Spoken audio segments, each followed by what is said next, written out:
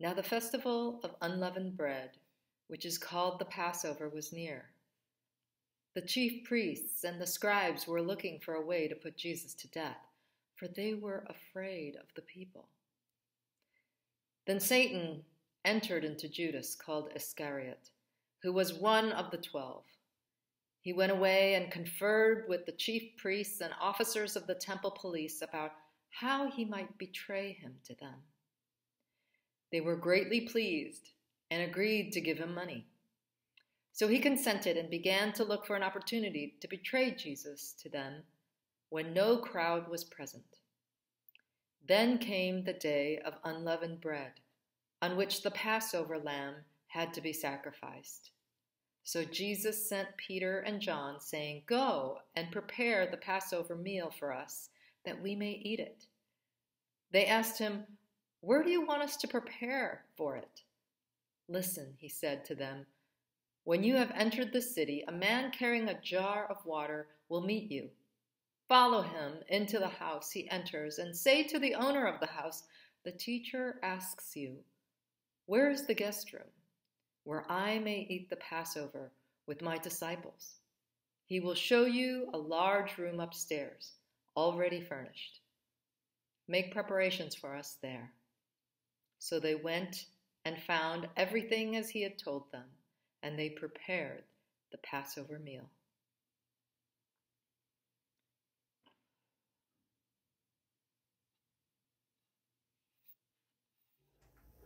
The devil had already put it into the heart of Judas, son of Simon Iscariot, to betray him. And during supper, Jesus, knowing that the Father had given all things into his hands, and that he had come from God and was going to God, got up from the table, took off his outer robe, and tied a towel around himself. Then he poured water into a basin and began to wash the disciples' feet and to wipe them with the towel that was tied around him. He came to Simon Peter, who said to him, "Lord, are you going to wash my feet?" Jesus answered, "You do not know now what I am doing, but later you will understand." Peter said to him, "You will never wash my feet." Jesus answered, "Unless I wash you, you have no share with me." Simon Peter said to him, "Lord, not my feet only, but also my hands and my head." Jesus said to him, "One who has bathed does not need to wash except for the feet, but is entirely clean. And you are clean, though not all of you." For he knew who was to betray him, and for this reason he said, "Not all of you are clean." After he had washed their feet, had put on his robe, and had returned to the table, he said to them, "Do you know what I have done to you?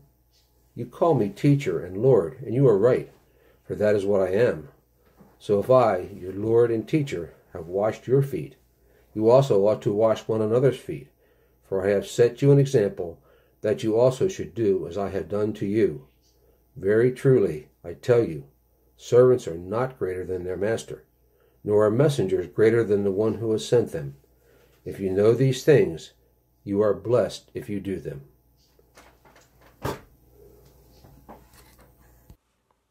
While they were eating, Jesus took bread, and when he gave thanks, he broke it and gave it to his disciples, saying, "Take and eat, this is my body."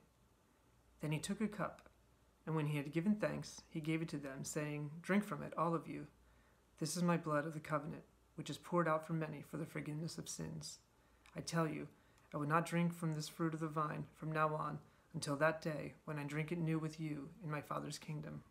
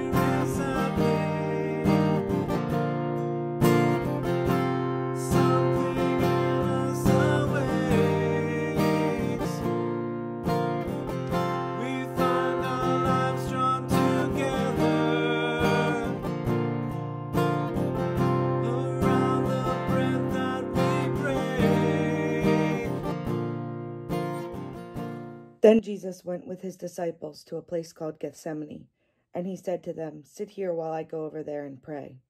He took Peter and the 2 sons of Zebedee along with him, and he began to be sorrowful and troubled. Then he said to them, "My soul is overwhelmed with sorrow to the point of death. Stay here and keep watch with me." Going a little farther, he fell with his face to the ground and prayed, "My Father, if it is possible, may this cup be taken from me, yet not as I will, but as you will." Then he returned to his disciples and found them sleeping. "Couldn't you men keep watch with me for 1 hour?" he asked Peter. "Watch and pray so that you will not fall into temptation. The spirit is willing, but the flesh is weak." He went away a second time and prayed, "My Father, if it is not possible for this cup to be taken away unless I drink it, may your will be done." When he came back, he again found them sleeping, because their eyes were heavy. So he left them and went away once more and prayed the 3rd time, saying the same thing. Then he returned to the disciples and said to them, "Are you still sleeping and resting? Look, the hour has come, and the Son of Man is delivered into the hands of sinners. Rise, let us go. Here comes my betrayer." While he was still speaking, Judas, one of the 12, arrived. With him was a large crowd with swords and clubs from the chief priests and the elders of the people. Now the betrayer had given them a sign, saying, "The one I will kiss is the man. Arrest him." At once he came up to Jesus and said, "Greetings, Rabbi," and kissed him. Jesus said to him, "Friend, do what you are here to do." Then they came and laid hands on Jesus and arrested him. Suddenly, one of those with Jesus put his hand on his sword, drew it, and struck the slave of the high priest, cutting off his ear. Then Jesus said to him, "Put your sword back into its place, for all who take the sword will perish by the sword. Do you think that I cannot appeal to my Father, and he will at once send me more than 12 legions of angels? But how then would the scriptures be fulfilled, which say it must happen in this way?" At that hour, Jesus said to the crowds, "Have you come out with swords and clubs to arrest me as though I were a bandit? Day after day I sat in the temple teaching, and you did not arrest me. But all this has taken place so that the scriptures of the prophets may be fulfilled." Then all the disciples deserted him and fled. Thus endeth the 5th reading. Those who had arrested Jesus took him to Caiaphas, the high priest, in whose house the scribes and the elders had gathered. But Peter was following him at a distance, as far as the courtyard of the high priest, and then going inside. He sat with the guards in order to see how this would end. Now the chief priests and the whole council were looking for false testimony against Jesus, so that they might put him to death. But they found none, though many false witnesses came forward. At last 2 came forward and said, "This fellow said, 'I am able to destroy the temple of God and to build it in 3 days.'" The high priest stood up and said, "Have you no answer? What is it that they testify against you?" But Jesus was silent. Then the high priest said to him, "I put you under oath before the living God. Tell us if you are the Messiah, the Son of God." Jesus said to him, "You have said so. But I tell you, from now on you will see the Son of Man seated at the right hand of power and coming on the clouds of heaven." Then the high priest tore his clothes and said, "He has blasphemed. Why do we still need witnesses? You have now heard his blasphemy. What is your verdict?" They answered, "He deserves death." Then they spat in his face and struck him. And some slapped him, saying, "Prophesy to us, you Messiah. Who is it that struck you?"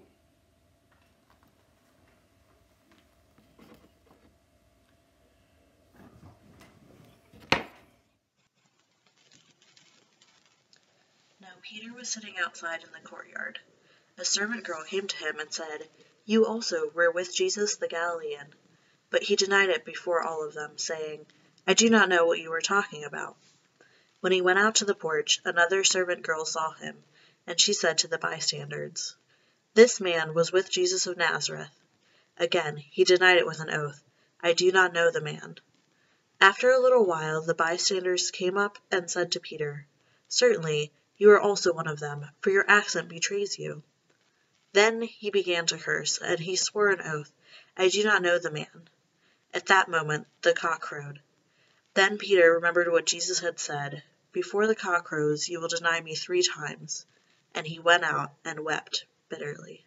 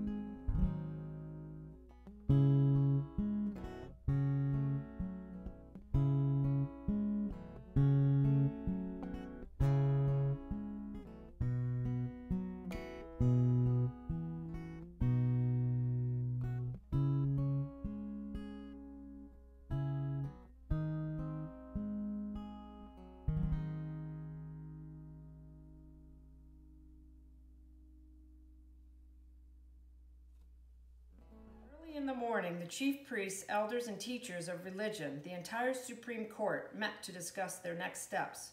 Their decision was to send Jesus under armed guard to Pilate, the Roman governor. Pilate asked him, "Are you the king of the Jews?" "Yes," Jesus replied. "It is as you say." Then the chief priests accused him of many crimes, and Pilate asked him, "Why don't you say something?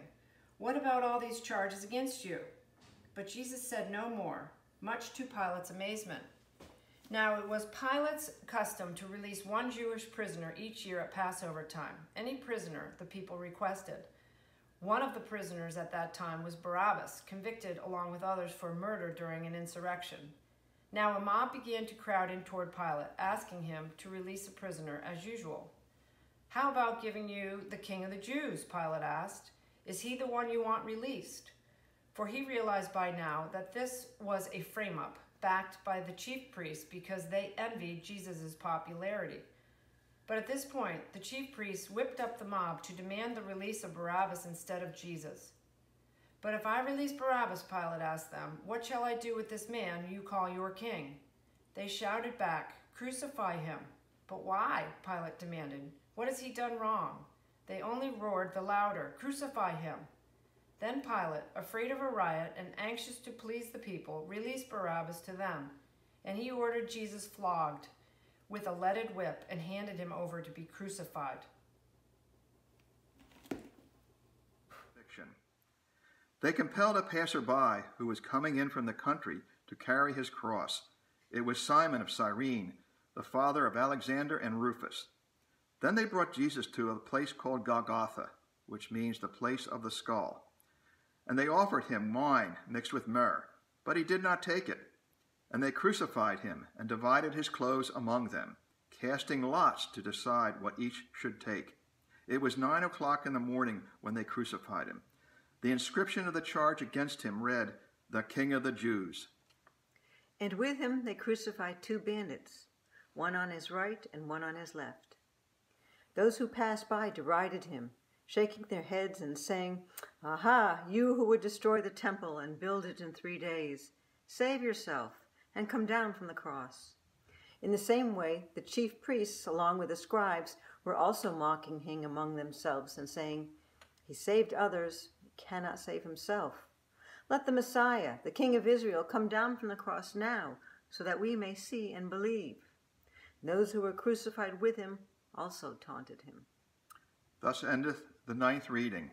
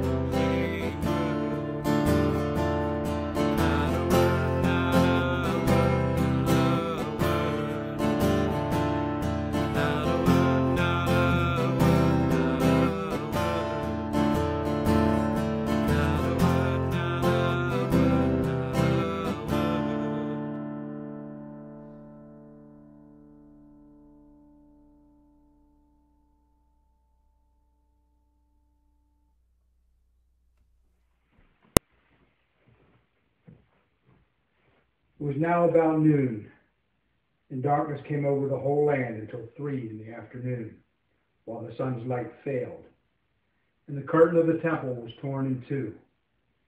Then Jesus, crying with a loud voice, said, "Father, into your hands I commend my spirit." Having said this, he breathed his last. When the centurion saw what had taken place, he praised God and said, "Certainly this man was innocent." And when all the crowds who had gathered there for the spectacle saw what had taken place, they returned home, beating their breast. But all his acquaintances, including the women who had followed from Galilee, stood at a distance, watching these things.